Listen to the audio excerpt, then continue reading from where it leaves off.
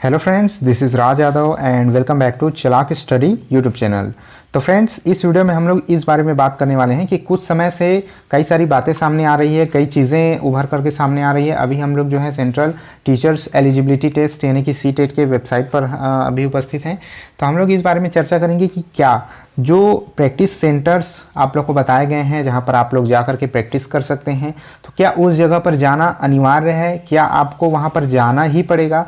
अगर वहां पर नहीं जाएंगे तो ऐसी बातें सामने आ रही है कि वहाँ पर अगर आप लोग जा कर के टेस्ट नहीं देंगे तो एग्ज़ाम आप नहीं दे पाएंगे। तो ओरिजिनल एग्ज़ाम से पहले वहाँ पर जा कर के आपको रजिस्ट्रेशन कराना है। इस तरह की बातें भी सामने आ रही है। तो क्या ये खबर जो है, जो कुछ दिनों से चल रही है, क्या ये इसमें थोड़ी भी सच्चाई है या फिर ये एक तरह से अफवाह है? तो इस बारे में पूरा डिटेल, पूरी ऑथेंटिकेशन के साथ हम लोग बात करेंगे। तो जो भी खबर आपको यहाँ पर मिलेगी पूरी तरह से ऑथेंटिक होगी, ठीक है। तो इस खबर की पुष्टि और इस खबर में क्या चीज़ें हैं, उसकी ओरिजिनलिटी हम जाने से पहले जो मुख्य चीज़ है उसके बारे में हम लोग जान लेते हैं कि आपको प्रैक्टिस सेंटर पर जाना क्यों अनिवार्य है, ठीक है। आपको क्यों जाना चाहिए प्रैक्टिस सेंटर पर, इसके बारे में थोड़ी सी चर्चा कर लेते हैं। तो फ्रेंड्स, यहाँ पर देखिए आप रीज़न नंबर 1, ठीक है। मैं आपको रिकमेंड करूँगा कि आप बिल्कुल प्रैक्टिस सेंटर पर जाइए और प्रैक्टिस कीजिए। इससे बहुत सारे फ़ायदे आपको होने वाले हैं। सबसे पहले फ़ायदा नंबर 1 ये है दोस्तों कि आपने जो है 1000 या फिर 1200 रुपये का फ़ीस दिया हुआ है इसके लिए। इस वजह से आपको यहाँ पर जाना बहुत ज़रूरी है। क्यों? क्योंकि 1000-1200 रुपये फ़ीस जो है काफ़ी ज़्यादा है और इसमें जो भी सुविधाएं सरकार आप लोग को दे रही है उस सुविधाओं का लाभ उठाना आपका एक तरह से कर्तव्य हो जाता है दोस्तों, ठीक है। इतनी भारी रकम चुकाने के बाद जो भी सुविधाएं मिल रही हैं उसको आप लीजिए। आपको अगर प्रैक्टिस सेंटर में फ्री सुविधा उपलब्ध कराई जा रही है जो कि बिल्कुल फ्री है, तो उसका लाभ आप उठाइए। क्योंकि एग्ज़ाम नया है, ऑनलाइन एग्ज़ाम पहली बार ऑनलाइन मोड में हो रहा है, तो आप लोग जा करके वहाँ पूरी तरह से प्रैक्टिस कीजिए, पूरी तरह से फ्रेंडली हो जाइए अपने एग्ज़ाम के साथ, ठीक है। इसके बाद दोस्तों रीज़न नंबर 2 यहाँ पर देख लीजिए। टेस्ट देने से बहुत सारे नए टर्म्स सीखने को मिलेंगे। नए टर्म्स कहने का ये मतलब है कि बहुत सारी चीज़ें बदल जाएंगी दोस्तों।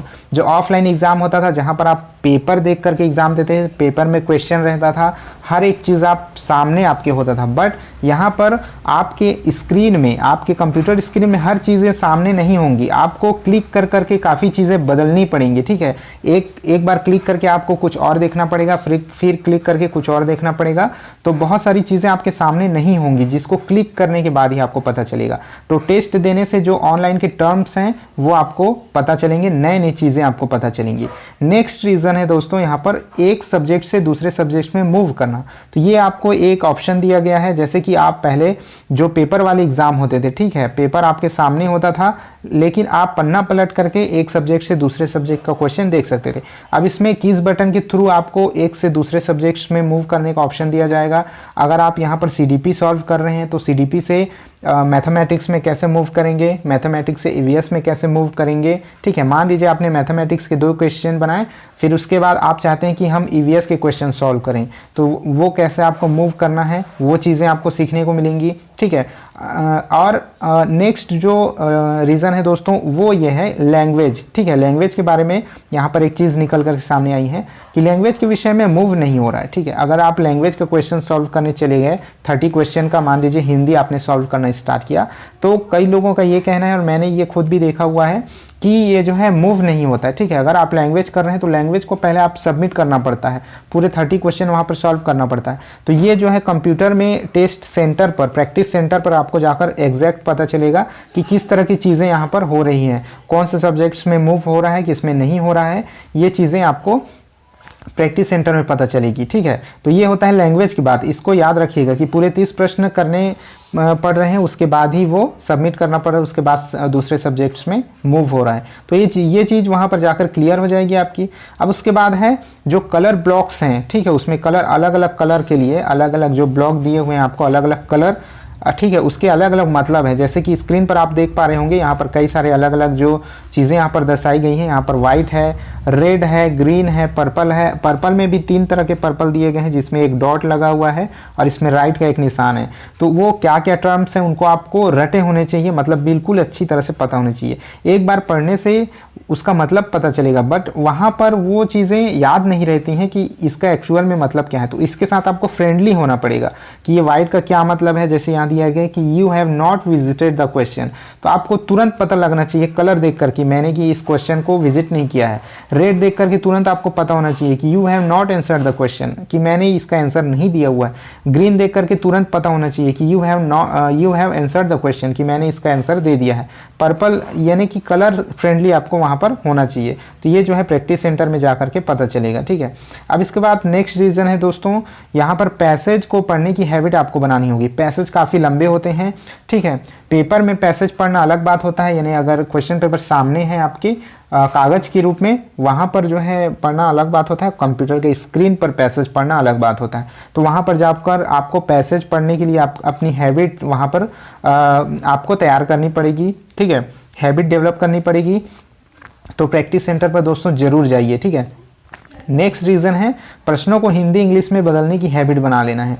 यानी कि आप जब क्वेश्चन पेपर में पेपर आपके सामने होता है, आप सॉल्व करते थे तो इंग्लिश हिंदी दोनों में होती थी। तो आपने एक बार हिंदी में देख लिया, एक बार इंग्लिश में देख लिया। खासकर हिंदी वाले स्टूडेंट, क्योंकि सीडीपी और भी जो सब्जेक्ट्स के हैं तो वो सीडीपी में इंग्लिश फ्रेंडली होता है दोस्तों। जो सीडीपी सब्जेक्ट्स है, कई सारे टर्म्स उसमें इंग्लिश में ही समझ में आते हैं, हिंदी में नहीं समझ में आते हैं। तो दोनों लैंग्वेज में देखना ज़रूरी होता है। तो वहाँ पर कंप्यूटर में एक ही स्क्रीन में दोनों लैंग्वेज में आपको नहीं दिखेगा, आपको बटन क्लिक करके लैंग्वेज चूज़ करना पड़ेगा। और लैंग्वेज से वहाँ पर से बटन से आपको चेंज करना पड़ेगा लैंग्वेज। तो उस चीज़ के बारे में आपको फ्रेंडली होना है, उस चीज़ की हैबिट बना लेनी है कि तुरंत क्लिक करके आपको हिंदी में देखना है, फिर क्लिक करके इंग्लिश में देखना है। तो ये चीज़ें वहाँ पर नई चीज़ें होंगी, तो इसके लिए आपको वहाँ पर जाना बहुत ज़रूरी है दोस्तों। तो इतने कुछ रीज़न मैंने दिए हैं, ठीक है। आई होप आपको समझ में आ रहा होगा हर एक चीज़। इसके अलावा एक और चीज़ जो कि लिस्ट में शामिल नहीं है, वो ये है कंप्यूटर और मोबाइल का अंतर, ठीक है। Mobile versus computer. तो मोबाइल में अगर आप सोचते हैं कि मोबाइल में ही हम लोग एक जो आपके टेस्ट के लिए एक प्रैक्टिस सेट जो दिया हुआ है, ठीक है, तो आप सोचेंगे कि मोबाइल में हमने सॉल्व कर लिया, मोबाइल में हम सब सीख गए। लेकिन दोस्तों मोबाइल और कंप्यूटर में अंतर होता है। आप लोग कंप्यूटर के साथ ही इसको प्रैक्टिस कीजिए, अपने प्रैक्टिस सेंटर पर आप ज़रूर जाइए। तो ये मेरा रिकमेंडेशन है कि आप जो है ज़रूर जाइए और अपना प्रैक्टिस वहाँ पर कीजिए।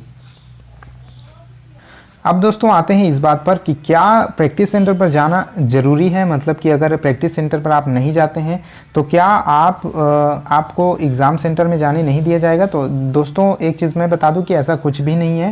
यहाँ पर ऐसी कोई मैंडेटरी के सूचना यहाँ पर जारी नहीं हुई है कि आपको जाना ज़रूरी है।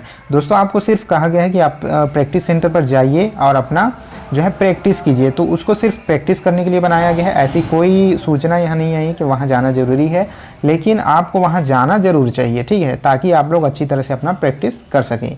तो आई होप ये वीडियो आपको पसंद आया होगा। तो दोस्तों यहाँ पर एक लास्ट चीज़ मैं बता दूँ कि यहाँ पर टोटल जो है 356 यानी 356 सेंटर यहाँ बनाए गए हैं पूरे ऑल इंडिया में। और इसके बाद आप प्रैक्टिस सेंटर की बात मैं कर रहा हूँ। इसके बाद जो आपके एग्ज़ाम सेंटर हैं वो जो है 254 एग्ज़ाम सेंटर बनाए गए हैं। तो आप लोग प्रैक्टिस सेंटर में जाकर के प्रैक्टिस जरूर कीजिएगा। इस वीडियो में इतना ही था, मिलते हैं नेक्स्ट वीडियो में, तब तक के लिए जय हिंद।